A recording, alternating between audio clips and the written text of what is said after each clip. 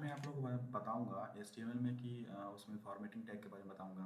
HTML basic में आप लोगों को फॉर्मेटिंग टैग और div टैग के बारे में बताऊंगा। तो आइए शुरू करते हैं कि फॉर्मेटिंग टैग और div टैग होता क्या है।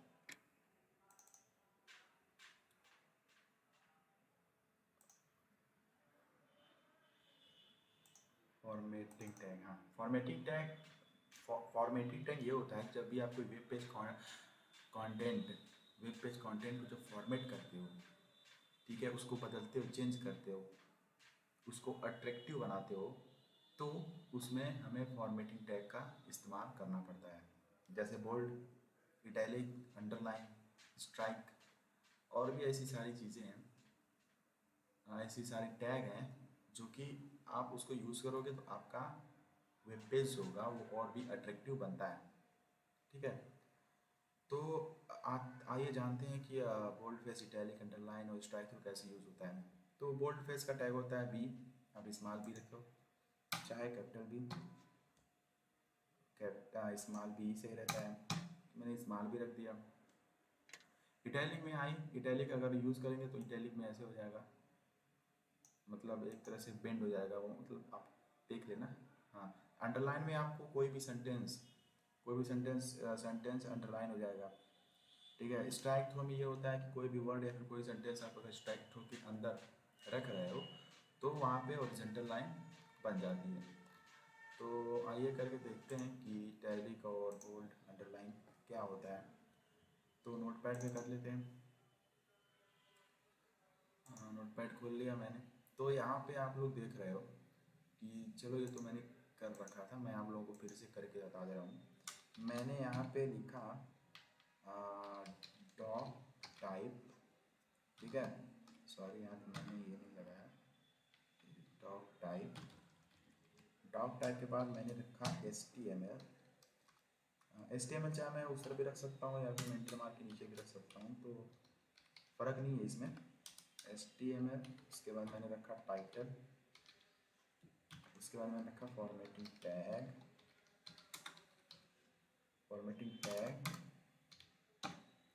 यहाँ पे फॉर्मेटिंग में डबल टी हो जाएगा, फॉर्मेटिंग टैग, और उसके बाद मैंने रख दिया इसको, टाइटल को क्लोज कर दिया। ठीक है, अब बॉडी पे आते हैं। तो बॉडी पे मैंने पैराग्राफ हम लोग लिखेंगे तो पैराग्राफ क्लिप भी लिखेंगे, फिर बोल्ड करना है हमें उस पैराग्राफ को, तो हम बोल्ड यानी बी टैग का यूज़ करेंगे। उसके अंदर लिखेंगे दिस इज बोल्ड डॉट, उसके बाद हम क्लोज करेंगे पैराग्राफ को, उसके बाद हम बी को क्लोज कर देंगे। फिर एक पैराग्राफ लिखेंगे इटैलिक के लिए, तो इसमें हम रखेंगे आई, उसके बाद हम लिखेंगे दिस इज इटैलिक, और उसके बाद हम रख देंगे आई। ठीक है, फिर हम एक पैराग्राफ लिखेंगे, उसके बाद अंडरलाइन करेंगे तो अंडरलाइन के लिए यू, और उसके बाद हम लिखेंगे दिस इज अंडरलाइंड। ठीक है ना, अब यहाँ पे हम पी को क्लोज करेंगे और फिर यू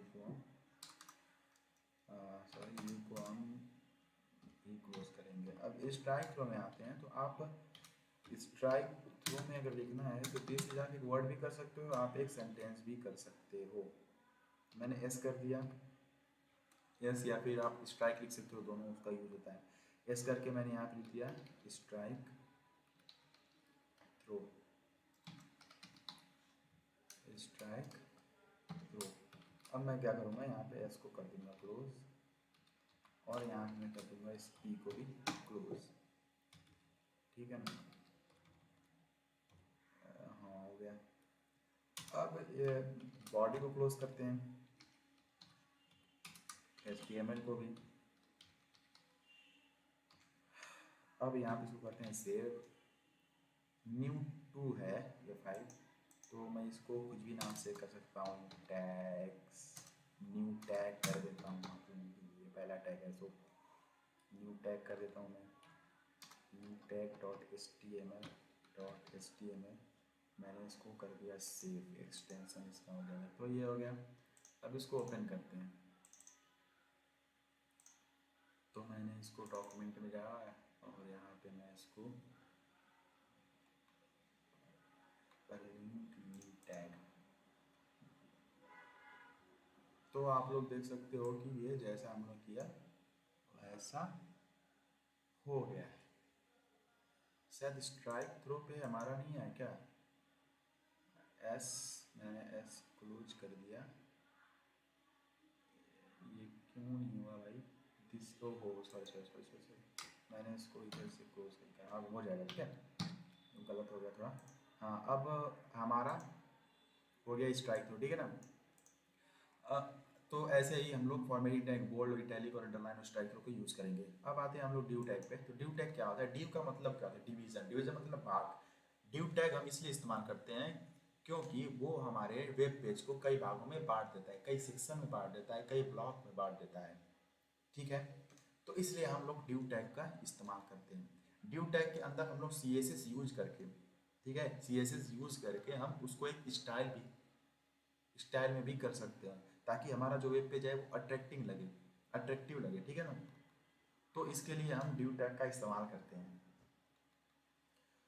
तो डिव टैग का इस्तेमाल करके हम दिखा देते हैं आप लोग को। अब मैं यहाँ पे डिव टैग का इस्तेमाल करूँगा। यहाँ पे लिख दूंगा दिस इज डिविजनल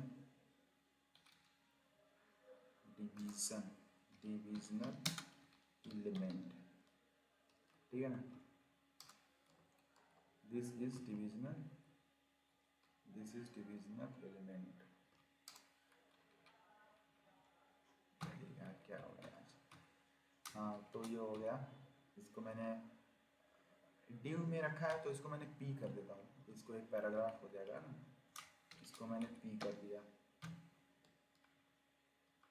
यहाँ पे मैं डिव करता हूँ बंद, और यहाँ पे मैं इसको डिव को भी करता हूँ बंद, ठीक है। इसको सेव करता हूँ और चलते हैं, देखते हैं क्या होता है।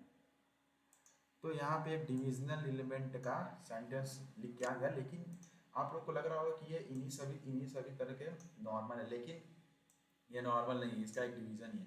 अभी मैं आप लोग को इसको मतलब इसको बताता हूँ कि कैसे अलग हो रहा है। तो CSS का हम लोग यूज़ करके इसको एकदम समझ लिए कि एक यूनिक स्टाइल में करेंगे। तो यहाँ पे लिखेंगे स्टाइल